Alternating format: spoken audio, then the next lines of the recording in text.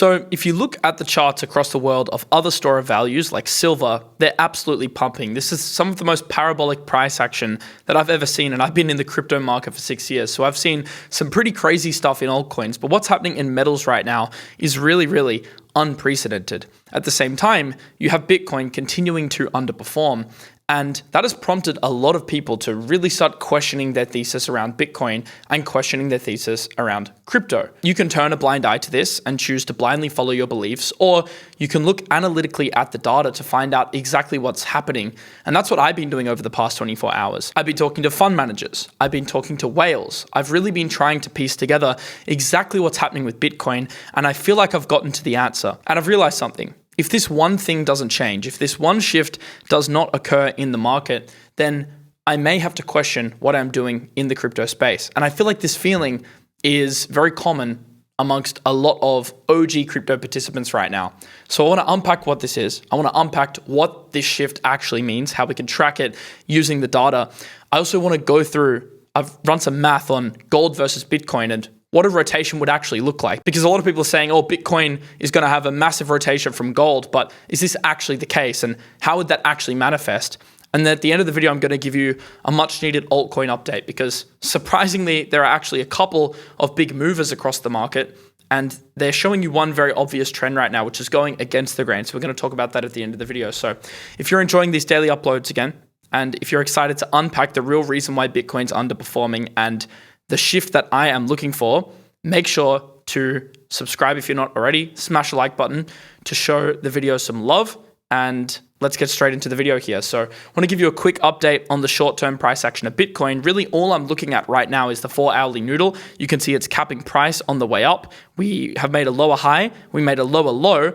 Because we've made a lower high and a lower low, I think it's only reasonable to target another lower low here, or at least a sweep of these lows. So that is something I'm going to be watching, how Bitcoin reacts to this zone. I think the short setup I actually highlighted in the last show was spot on. We ended up, the exact setup was spot on. We ended up coming down and then deviating, reclaiming, and then pumping to the upside. I showed that on yesterday's video, as you can see here. I posted this in the Discord. I also showed it on yesterday's video. So a dip, a reclaim, and then a push to 89. That's exactly what we got. A dip, a reclaim, a push to 89, and then a rejection. I said in yesterday's video, I'd look at a head short. I had some orders fill. I didn't get the full fill because often what I like to do when I fill orders on shorts is wait for like an impulse squeeze up and then a confirmation below, but all we got was the impulse into the resistance zone, which actually shows Bitcoin is weaker than I even thought before.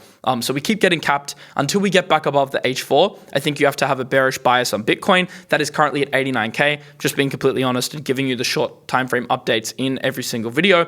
Altcoins, as we'll get into later in the video, actually look slightly better, especially the major alts, but clearly Bitcoin is symptomatic of the entire market. And that's why I'm going to spend a little bit of time today talking about Bitcoin specifically, because we know all the risk, all the speculation for altcoins typically happens off the back of Bitcoin momentum. It kind of sucks in a way when Bitcoin's performing badly. It can be great when Bitcoin's performing well, but that is just the space that we operate in, and it's been that way for a number of years. So to recap my short-term plans, targeting slightly lower on Bitcoin, invalidation for that would be a flip of 89K, and then going back onto the daily chart, you have on a higher time frame the lows, which I think there's a fair bit of support until these lows. So I think we definitely try and hold at this cluster of 86.5, and then we have more support at 84, but the ultimate range low is 81. Those would be the ultimate best entries. Like if we did get some sort of wick down there, I would definitely look for a reversal swing trade into the mid-range and the range high zone again. And then obviously, we're being capped by resistance at the 94K zone as well, which is range high. We had deviation above for a couple of days into 97, then we ended up coming back into the range. So pretty much a textbook range setup right now. On the high time frame, and then a textbook downtrend on the H1 and the H4 right now, which you can play off. In these daily market updates, I'm going to try and be really actionable and give you the lower time frame swings, because I know some people want big picture, you'll get them in my shows, but I also want to give a low time frame picture as well. If you're trading, if you're managing positions in the shorter term, I think it's important to cover both, because as a trader investor, I do both. Typically what I'll do is I'll silo 80% of my portfolio mid to long term and then 20% shorter term with stables on the side, of course. If people want an update on my stablecoin positioning, right now, it's still sitting at around 50%. It's been hovering, as you guys know, if you've watched me since the beginning of last year, between the 35% and the 55% zone at one point, now sitting around 50. Now let's zoom out a bit and discuss what's really happening in the crypto market. Because as I said yesterday, I took some time to speak to fund managers, to speak to whales, to speak to my friends, to speak to people in the know, consume content from people in the know, to really unpack what's currently happening with Bitcoin. You know, a lot of people attribute it to certain things in the market. They attribute it to MicroStrategy, they attribute it to quantum computing. And although there are, many things that impact the market, overall, I do believe the major issue with Bitcoin right now, why it's weak, and the self-perpetuating problem that is occurring is the identity crisis of Bitcoin. So let me unpack what that actually means, how that's impacting the market, and what I'm looking for that to actually switch.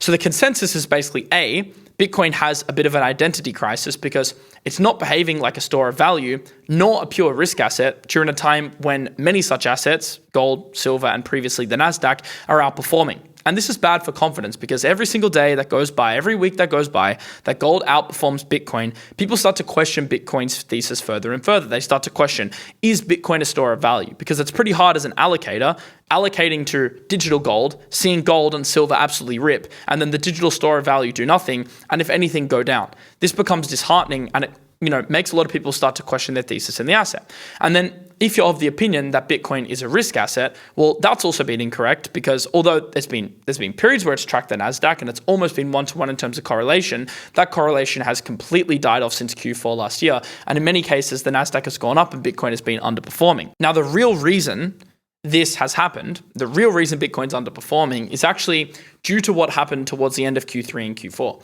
What happened was a lot of people that believe in the 4-year cycle and a lot of OG whales as the DAT trade was in full force started to offload their positions. We spoke about it a lot at the time. The whale selling was crazy. You had a lot of OG wallets coming basically from nowhere, starting to sell their Bitcoin positions. This was in the middle of the DAT trade, which was really positive and gave Bitcoin a lot of positive momentum, but it pretty much stopped the DAT trade in its tracks. Now, the irony is if these whales hadn't have sold and just let the DAT trade continue, I think prices would have gone a lot higher. And what would have happened is compared to gold, Bitcoin would have looked a lot better, which perpetuates the narrative of Bitcoin being a store of value. So it's kind of a chicken and an egg scenario. Yes, these guys took profits, but what they actually caused was longer term damage to Bitcoin because an identity crisis is a much harder thing to work your way out of than short-term price action. Because gold is performing so well and Bitcoin's performing so badly, it actually threatens the entire narrative of Bitcoin. Now, I'll talk about how this could potentially shift because it's not all doom and gloom, but the reason why Bitcoin's being suppressed right now is because institutional allocators and Bitcoin whales alike aren't confident that Bitcoin is behaving or will behave like a store of value. And every day that goes by that it doesn't, it hurts price. But the irony is the people that, are also starting to doubt this now are some of the same people that caused the DAT run to be stopped in its tracks by the aggressive selling. Now, of course, everyone has to look after themselves. Everyone has to take profits. I mean, that's just, it's a free market. People can do what they want. But it is slightly ironic that, a lot of the whales that were selling and a lot of the OGs that were selling have actually hurt the very narrative that they've been betting on from the early days. So the supply overhang is really what killed Bitcoin. And it's very different, to gold because there's just insane demand for gold and silver as assets. They've been absolutely exploding off the back of super aggressive central bank buying, super aggressive institutional allocation. We're seeing this through the ETF flows.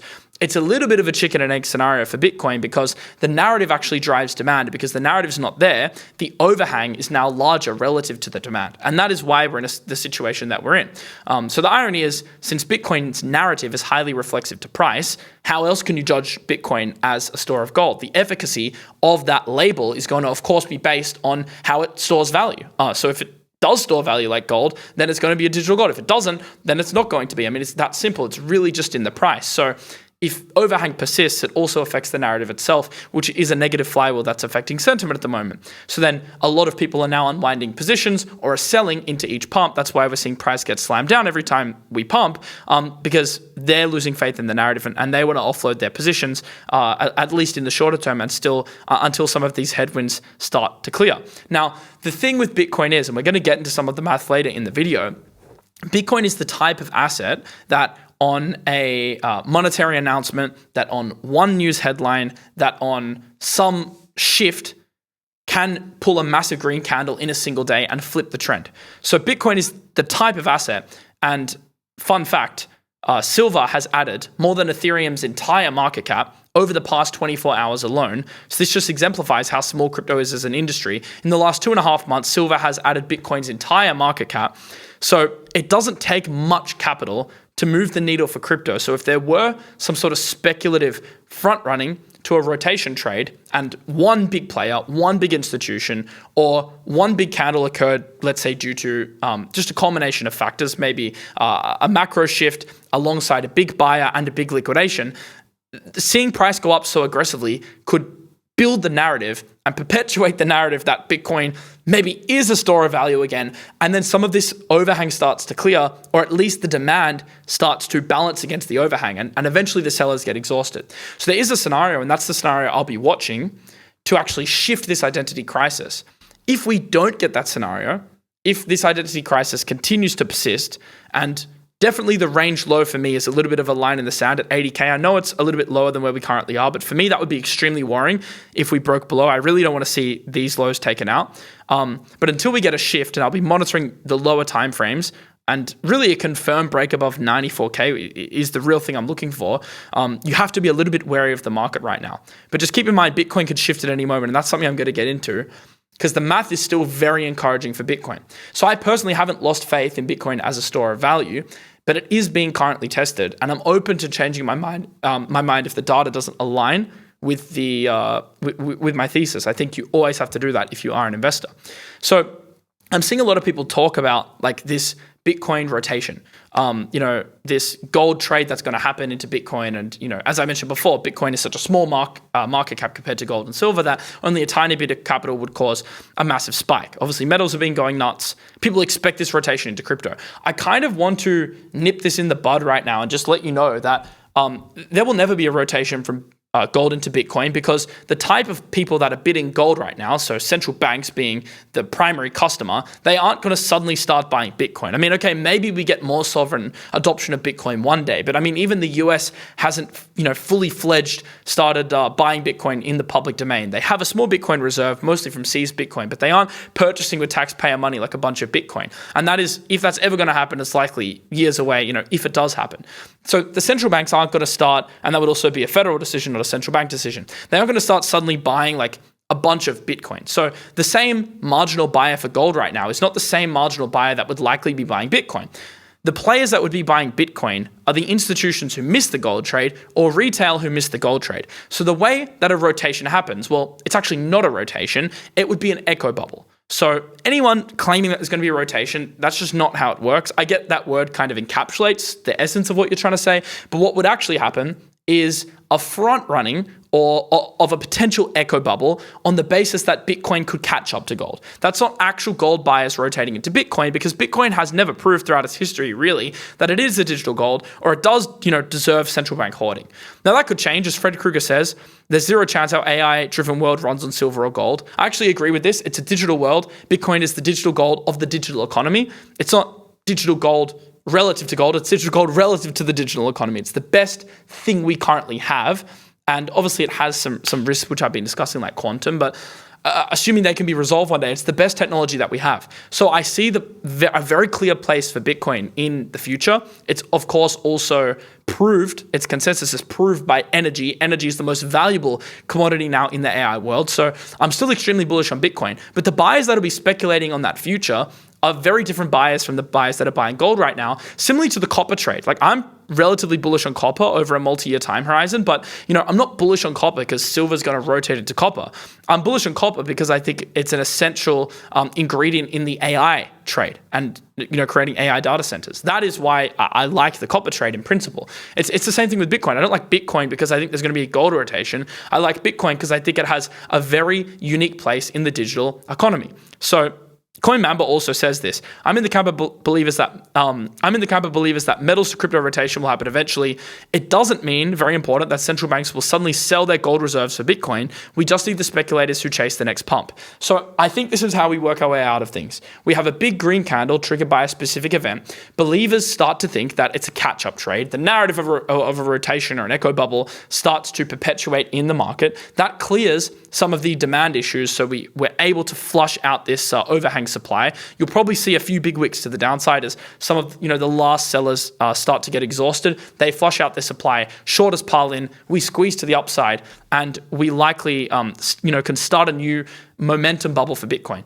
In order to trigger that, we're going to need something shifting from a macro point of view, because Bitcoin, in my opinion, just cannot run in an environment with so much geopolitical stability. What we need is Trump to actually come and settle the score here, or at least calm down markets. We also probably need to see a stabilizing US dollar. Typically, US dollar going down is great for risk assets, but the problem is it's going down because people are losing faith in the dollar, and that's perpetuating the metals trade. And with so much uncertainty, people don't feel comfortable bidding Bitcoin or risk assets. So we may actually need some sort of shock which sends the US dollar higher. But what we need to avoid is a shock that's driven by hawkish monetary policy. So we need weakening monetary policy. So we need rates coming lower, and we need geopolitical stability, which gives confidence in buyers to allocate to risk assets and reduces the appeal of allocating to gold and metals. That is the scenario we need. What's the percentage that's going to occur? Hard to put an exact percentage on it. I honestly think it's probably 30 to 40%. It's not a shoo-in, but that's the scenario where Bitcoin, can really be aided by the macro environment. Now, obviously, even if, stocks go sideways and things clear up slightly, but there's still a little bit of overhang, Bitcoin could still perform well. But the real scenario for that massive candle on Bitcoin would be some sort of geopolitical softening that, enables a run in risk assets overall. Now, on the gold to Bitcoin rotation, as I mentioned, I don't think there's a rotation, but I think there is powerful psychology given how far gold has run away from Bitcoin. So if an echo bubble is to occur, I'm calling this the rising price anchor effect. I created this on Claude. I basically went in and inputted a bunch of data and got it to source prior data on Bitcoin versus gold. And what you can see is that gold is running away in terms of the ratio to Bitcoin. So if you actually look at, and this is based on a $5,000 gold's actually higher now, but I did this for mathematical purposes. If you look at Bitcoin's ratio from its peak in 2021 versus gold, at a gold price of 5,000, so for all intents and purposes, the current gold price, Bitcoin would be $185,000. So just for Bitcoin to catch up to gold based on where it was in 2021, it would hit 185,000. And this isn't even factoring in where gold is likely to go, because as you know, if you watched yesterday's video, I think gold could still run to $6,000-$7,000. So if that happens, then this is even higher. This is like in the 200 to 250K range. Then if Bitcoin returns to the December 2024 ratio, which we recently saw, that would be 200,000 based on current gold price. And if it reached a new ratio high, let's say of a 50x, it would be 250,000. And this is assuming that gold price doesn't even keep going higher, which it likely will. And so there's been many times where Bitcoin has been at a decent ratio to gold. I mean, in 2024, it was at a 40x. 2021, it was at a 36x. 2017, 15x. Now it's back down to almost 2017 levels. So if we revisit 2024, 2021 levels of ratio, 36, 40x, anything in that region, we're already looking by default at a 180 to 200K Bitcoin. So I think, and this isn't even including if gold kept going up.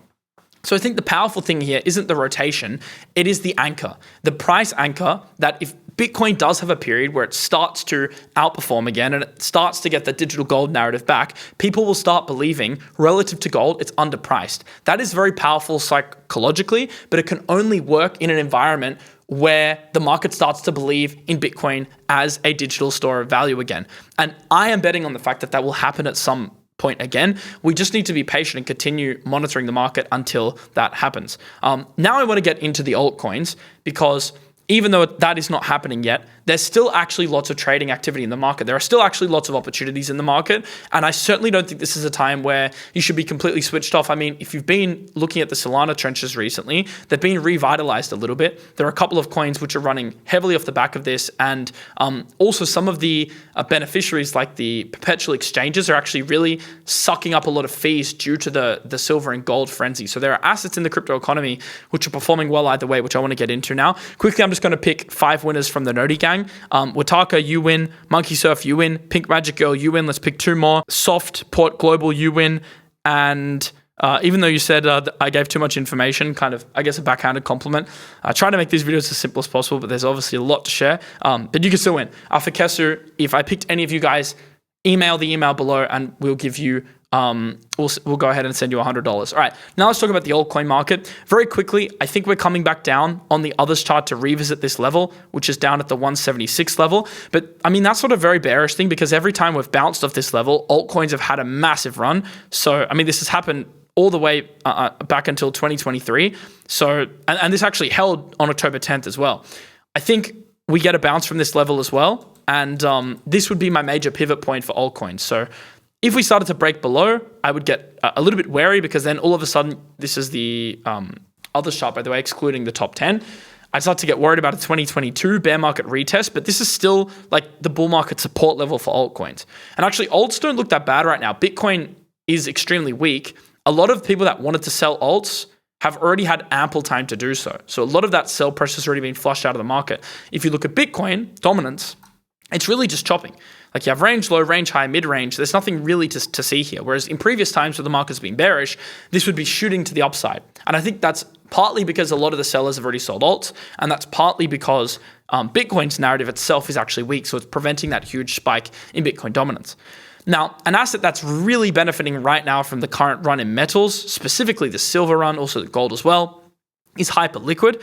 This bounced off a key level at $20, which Fabian actually highlighted on the 21st of January, said he was interested at Hype at those levels. It clearly bounced into his zone. He got an entry and he's been updating us ever since, if you search Fabian's Hype messages. So well done, Fabian. You got a really nice entry in Hyperliquid. I actually also highlighted this in the Discord, but I didn't pull the trigger with size. He's been updating people today on the hype trade as well. But this is a good one, and you're actually finally starting to see a diagonal break as well. So you can see a noodle break, which was capping us ever since late October. You can also see the diagonals, which I'm not as big of a fan of, but it's a very good gauge for momentum. You can see that Hyperliquid is finally breaking. Typically what you do after a breakout, if you're sidelined, is you start moving down the time frames and you wait for a rally-based rally setup. So I wouldn't buy Hyperliquid now. Wait for consolidation. On consolidation, map out the range, and then you can trade off the range low and the range high. So next pullback on hype, I'm an interested buyer to try and catch on to momentum. It could take us back to $30 to $40. The big catalyst for this right now is that after HIP3, markets were enabled, which was a massive development to Hyperliquid's infrastructure. The silver market alone is closing in on $1 billion, which is absolutely insane. That is $1 billion in volume. So you're getting two cohorts of people. Firstly, the crypto participants who are a bit bored with the market. They're now speculating on metals, on perps. And then you also have the degens, which previously had no other vehicle, or if they did, it was heavily KYC'd,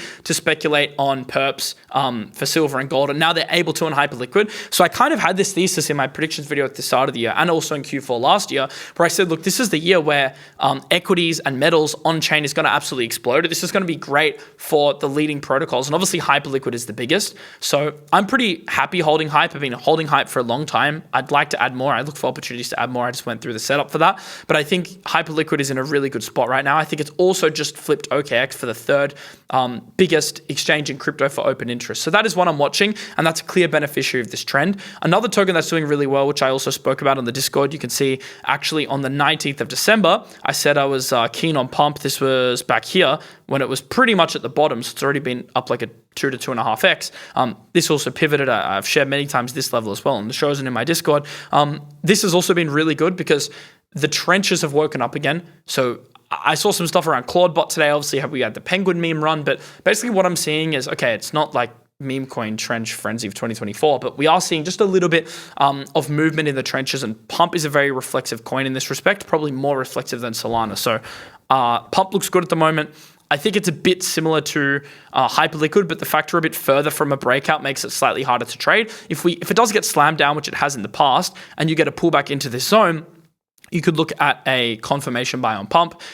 But what this does show you overall, I think the most important point here is that good projects are still responding to these conditions. So it's not like Bitcoin's weak and the entire market's dead. Like the solid projects in the market, like they can still pump and they can still move really quickly. So I'm a very interested participant of this market still. If you're in my Discord, you'll know I'm still posting a lot. Like I'm very interested in trades. I'm trading, opening new positions all the time, looking for setups all the time. And I'll share a couple prospective setups with you now, but this is still a market where you can extract capital in the altcoin market if you're focused on just having a portfolio of quality assets. Like I'm talking things like Hyperliquid, Pump, Mantle, which I'll get into in a second. There's also another one which I'm adding, which I'll get into in a second.